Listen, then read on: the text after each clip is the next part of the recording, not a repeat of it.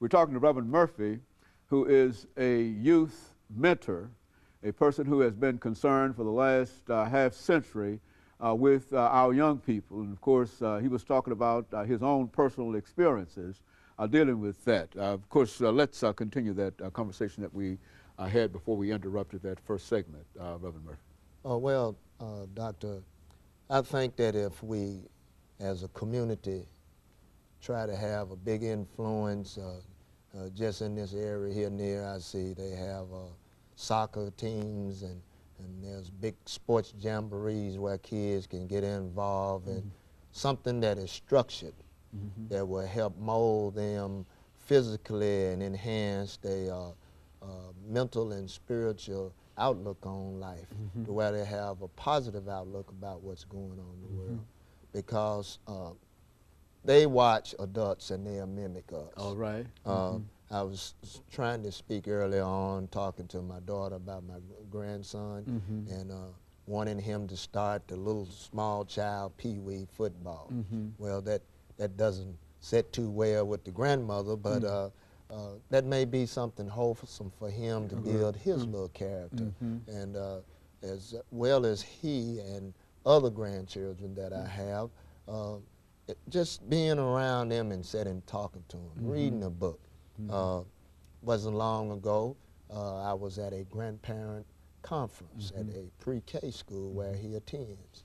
And they gave us ideas what to do with the grandchildren in the summer. Take them places that just right here in town. Most of them are not expensive, you know. Or walk by the river sometime and let them watch the barge go down the street. Or riding a train, getting on the Nashville Star, so to speak. That's an inexpensive way to have a train ride. Those type things enhance kids' character and give them a broader mind and take them out of the world is so small. From working with troubled kids that have been incarcerated, I found that many of them only know the world that they're around. Okay, good. Okay, and this is one of the reasons they mimic a lot of things that are on television. They see kids grow up, these rappers that do certain things, and I'm not here to badge the rap industry because some good things have come from that. We've had many those type of gentlemen and young ladies who have started in that realm and moved on into acting and other type careers. So we can get positive things out of a lot of those things also. But if we focus more on the home setting first, then our community values, teaching them what goes on in the government realm and how to prepare to deal with the government situations and what they should do as a good citizen. We can show them and guide them how not to get in these trouble issues of using illegal drugs, the use of alcohol. Also, I've found that there's a severe lot of depression and anxiety among them. And that comes from the way the world is as a whole, of course. There are things that cause adults to be anxious. Very good, okay, okay? Right. The gas prices, the war, and so on. But then there are other gentlemen that they can show these young men the way to go, but they run into type of trouble. We've seen that with our professional athletes. Okay, good. I'm not here to badger the professional athlete. Good, I understand. Go on. At one time, that was an endeavor of my own until I came across this line of work because of physical conditions and so forth. But I didn't let that stop me. I remember how much work it was in how to learn how to be fit to play basketball without even having the ball in your hand. A lot of kids don't understand that. All right. You can't look at these guys playing and try to mimic them to play. That behind the scenes, that they're getting their bodies and their minds fit, that there are hours of play learning in the playbook, particularly in the National Football League. And so if you're lacking in education, that is the key. You must motivate them in education, whether it's in the formal education or in the special education realm as well as vocational education.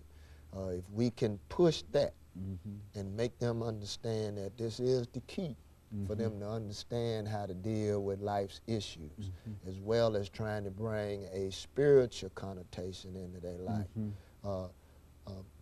We have to move from the church, waiting on the government, and also do the smaller things that we can do. You know, the church is good for having a lot of committees. We've got this ministry and that ministry, and I was talking to a gentleman that he's been a tutor at a Pacific church that I once attended for quite some time. And one of the things that impacted me, the last conversation we had, was that he likes to get the young men small, like my grandson, when they're 4 or 5 years old, where you can start molding them and working them right there. And that's how I appreciated that grandparent forum that I went to. And so we must continue on to diligently search for ways that are simple. Just getting out in the yard raking leaves. A friend of mine was just going to visit him. He had grandson and his little cousin out in the yard, showing them how to make the grass blow back over away from the neighbor's yards, you know, those type of things. Doesn't seem like it's a big deal, but it puts meaning and direction in their life.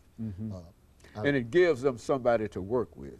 You see, it gives them somebody, it gives them a hero, somebody to emulate. You see, that's I think that's essentially what we want, Robin. I think the kind of information that you're giving now is it's an approach, and I like what you continue to say about how simple it is. You don't, it's not expensive to try to create a relationship between a grandchild or relatives and et cetera, that it can be done with no real cost. You see. The kind of things that you indicated. That's right. That's right. Some of our kids, they have them written on the city bus. And that's and that's possible. And you mentioned about the train. I mean, that you know, that's as a matter of fact, I was thinking about perhaps taking a ride on that train myself. And of course, Reverend, let us take this second commercial break, after which we'll come back and we'll allow you to continue this kind of informal kind of information. And I think it's very, very precious. And of course, we'll be back with our audience following this short commercial break.